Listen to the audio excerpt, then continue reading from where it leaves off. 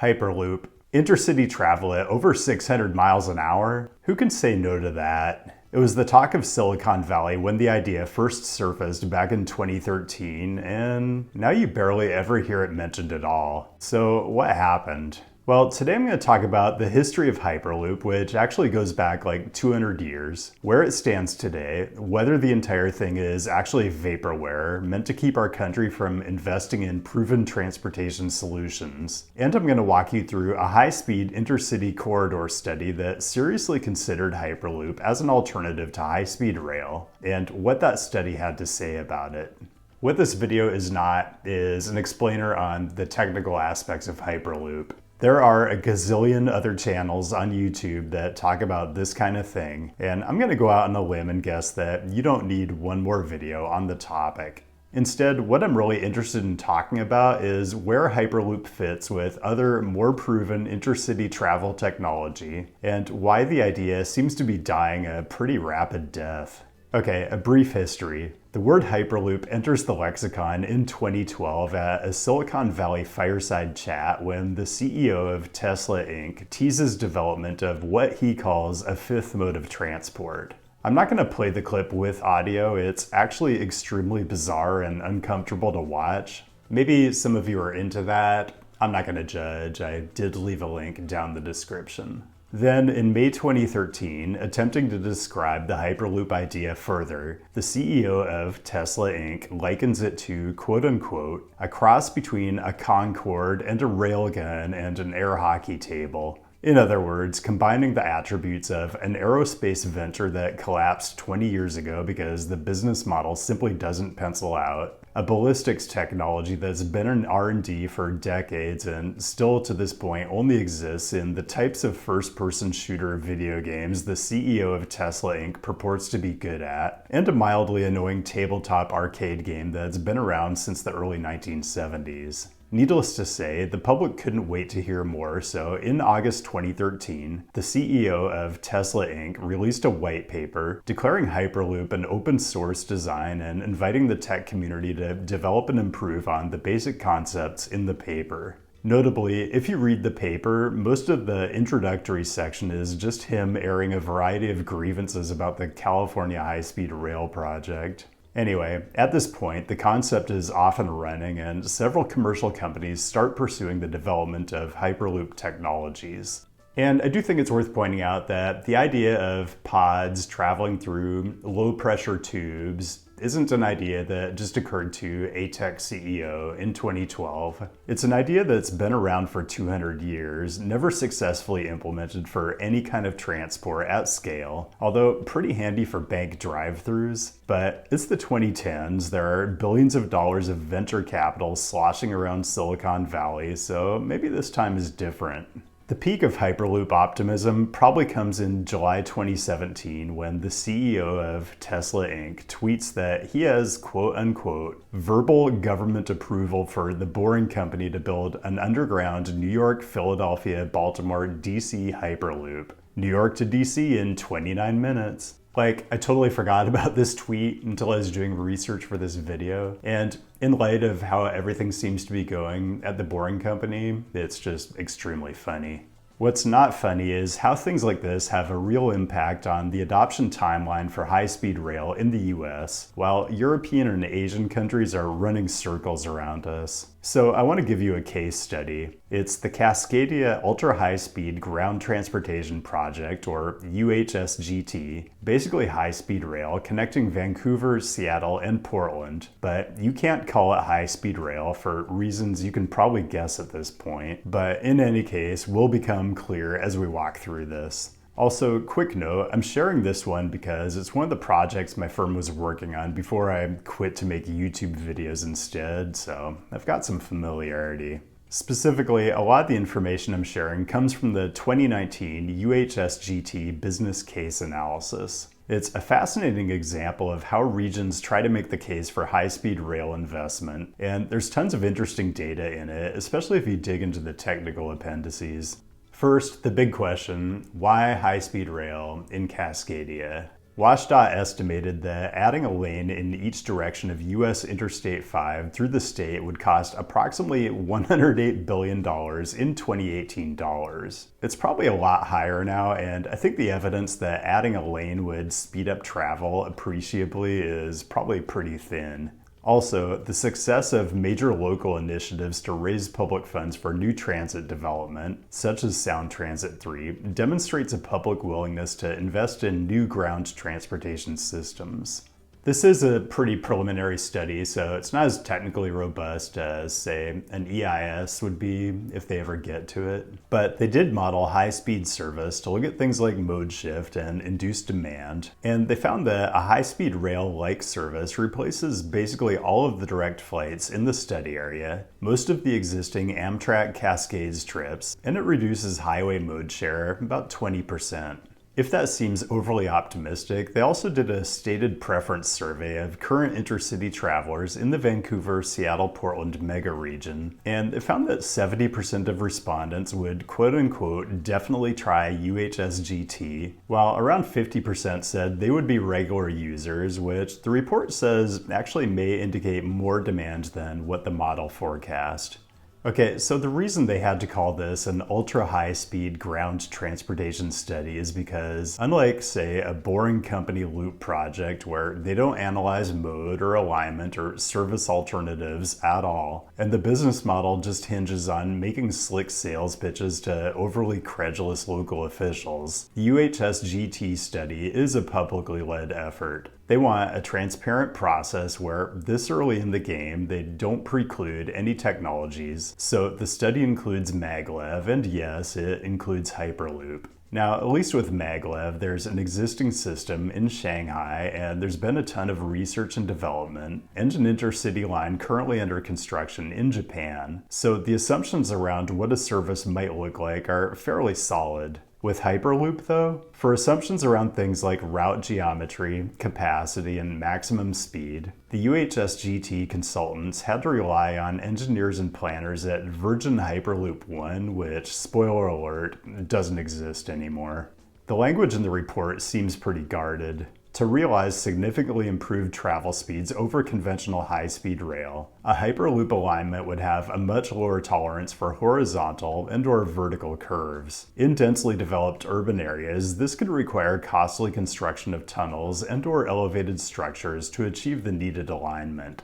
Also, the report seems skeptical that a Hyperloop alignment could maintain high speeds while meeting safety requirements, including emergency stopping and evacuations, which is particularly relevant in a region that experiences seismic activity. The report acknowledges higher assumed operating speeds for the Hyperloop, but also current proposed Hyperloop concept pods have an assumed capacity of 26 to 28 passengers per vehicle. And when the consultant team ran model sensitivity tests, travel demand for Hyperloop wasn't much different from what it is for conventional high-speed rail because, turns out, once you're already crushing air and highway on overall travel time, shaving a few more minutes by sitting in a cramped Hyperloop pod doesn't really move the needle. Okay, now you're all caught up to 2019, but in a minute we're gonna get to the part where the wheels really come off this thing. Actually, does Hyperloop even have wheels? We may never know. But first, brief reminder to click on things and connect on the various websites. You will generally find out about things on my Patreon first. I don't even know if there will still be seats available for the events I'm doing in Seattle and Chicago by the time this video hits, but I've linked them down in the description, as well as San Diego, and today concludes the Patreon pre-sale for that one. I don't know how many seats are left by the time this video comes out, but the link for the public sale is down in the description. Okay, so let's talk about what's been going on with Hyperloop since 2019. Hyperloop 1, later Virgin Hyperloop, the outfit that was consulted for the UHSGT study, was formed in 2014 to develop and test the technology and figure out how to implement it commercially. They built a 500-meter development loop in North Las Vegas and conducted the first human trial in 2020, delivering a speed of roughly half of what routinely occurs on high-speed rail systems that have existed for decades. That was probably the high point. Nothing Hyperloop One had demonstrated to this point had given investors any confidence that they could deliver a passenger transport system that would compete well with technologies that already exist. And in February 2022, the firm abandoned the concept of human-rated transport to focus on cargo instead, slashing their workforce by half. And then in December 2023, it was announced the company would cease operations at year's end, lay off all remaining employees, and sell off all its assets. Also currently residing in the Where Are They Now file, the LA-based startup Arrivo, which splintered off Hyperloop One when that firm's co-founder, Bam Brogan, got in a clash with the executive team, left to start his own competing company in 2017, and on his way out, sued Hyperloop One for wrongful termination, defamation, financial misdeeds, and assault. If it sounds like everything in the preceding sentence was the result of a comically bad ChatGPT prompt and not a series of events that actually took place, trust me, I wish to God that were true rather than me having expended the brain cells to research and comprehend all of this. Anyway, I hope Bam Brogan got a good settlement because Arrivo apparently fared even worse than Hyperloop One when it came to attracting venture capital because they folded up shop after 1 year. Are there Hyperloop companies that are still active? Well, there's Hyperloop Transportation Technologies, stylized Hyperloop TT. Most recently, they built an R&D facility in Toulouse, France, but by 2022, it appeared to be inactive, and in 2023, they were evicted from the site and the test track was dismantled. There have been several efforts to build Hyperloop in the United Arab Emirates, all by companies that don't exist anymore, and when I Google it today, the latest development seems to be that Dubai's Road and Transport Authority has signed an agreement with the Boring Company to build something similar to the Vegas Loop.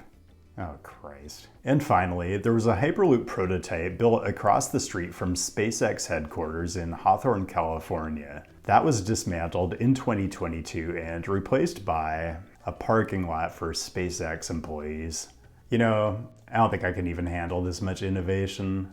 So given how this is all played out, one thing you'll hear about Hyperloop is it was never meant to be a serious proposal, that the entire purpose of the tweets and the white paper and the breathless announcements of imminent Hyperloop projects that never came to fruition, the purpose of all of it was to just make elected officials hit pause on high-speed rail and transit projects because a certain kind of Silicon Valley billionaire just has an intense dislike for any kind of transportation technology that requires people from different socioeconomic strata to occupy the same physical space for extended periods of time. I don't know if I personally buy the whole conspiracy theory. There's a lot of writing out there that does, if you want to go down that rabbit hole. I think this is one where several things can be true at the same time. The world's richest guy rehashed an idea that's been around for centuries and presented it as original thinking that he was being gracious enough to quote-unquote open source. Pneumatic tubes are a proven technology, and there's a lot of stuff we can do today that we couldn't do 20 years ago, let alone 200. So it wasn't unreasonable for a lot of very smart researchers and engineers to take another crack at the idea. It's a very long, very difficult path, getting from an idea in a white paper to a technology that can be certified for human transport over hundreds of miles. And the fact that firms like Hyperloop One reached a point where they couldn't get a single investor to look at their R&D trajectory and the potential upside and say, yeah, I'd take a gamble on that. It just really feels like Occam's razor stuff. I could be wrong, but either way, it feels like we should be able to put Hyperloop well into the rear view and move on with technology that we already know works. The long, tortured saga of California high-speed rail may actually make for good entertainment if it weren't so frustrating. It's bad enough that the state's high-speed rail authority has had so many schedule delays and budget overruns, but now the state's relationship with the federal government is making the whole project more uncertain than ever. And it's one of those kinds of stories where I like to use today's sponsor, Ground News, to really understand how it's being covered across the whole spectrum of the media. Ground News is a website and app designed to make reading the news easier and more data-driven. Every day, they collect thousands of articles from all over the world and arrange them by story, complete with visual breakdowns of the reporting bias, reliability, and ownership, all backed by ratings from 3 independent news monitoring organizations. They even give you summaries to help you understand how these biases might influence framing. The latest development on California high-speed rail, with the state suing the Trump administration for withholding $4 billion in committed funding, is a perfect example. We can see over 100 different news sources reporting on it, with significantly more stories coming from right of center, because this kind of thing is apparently catnip for them. It's funny to me that an outfit like US News and World Report, which was once considered about as vanilla and mainstream as a news source can be, is now considered left-leaning. I mean, California sues to challenge Trump's $4 billion high-speed rail clawback. Feels pretty tame to me, but I think that's symptomatic of the news environment we're living in right now. Then you get right-leaning news sources, and I have to go with the New York Post, and it's a Rich Lowry piece about the quote-unquote boondoggle of Gavin Newsom's high-speed rail dream. Lowry says the idea of high-speed rail has a nearly erotic appeal to progressives, which may be completely accurate, but still weird, coming from a guy who was broadcasting his bizarre romantic fantasies about Sarah Palin back in 2008. I also have to recommend the Ground News Blind Spot feature, which highlights stories that are disproportionately covered by one side of the political spectrum. I find it endlessly entertaining the things right-wing media finds newsworthy, like agents walk away unharmed after arsonist attacks Yakima Ice Field Office. According to the Seattle Times, the facts appear to be someone threw a rock through a window, set a small fire that didn't damage the building at all, and no one was hurt. This is what passes for momentous world events for some people. Anyway, if you're looking for a way to get outside your own echo chamber and get a glimpse of the wild things going on in a completely different echo chamber, Ground News' Blind Spot feature is for you. So Ground News is a great tool for sifting through misinformation and bias and finding the news that really matters, and I can't recommend it strongly enough. In fact, they're currently offering 40% off their Vantage subscription, which is what I use for unlimited access to all their great features, including Blind Spot. You can only access this discount through my link, so go to ground.news/CityNerd, click on the link down the description, or use the QR code right here on screen, and support an independent news platform that's working to make the media landscape more transparent. And that's all I've got. Thanks for joining today, and thanks as always to the patrons for your direct support. I do not take it for granted. It does mean a lot to me that people seem to care so much about what I do on this channel, and it means I don't have to go back to my day job, which I think is a big plus for all of us. Anyway, keep the great topic suggestions coming. I'll be back with a new episode in 2 weeks, and I'll see you then.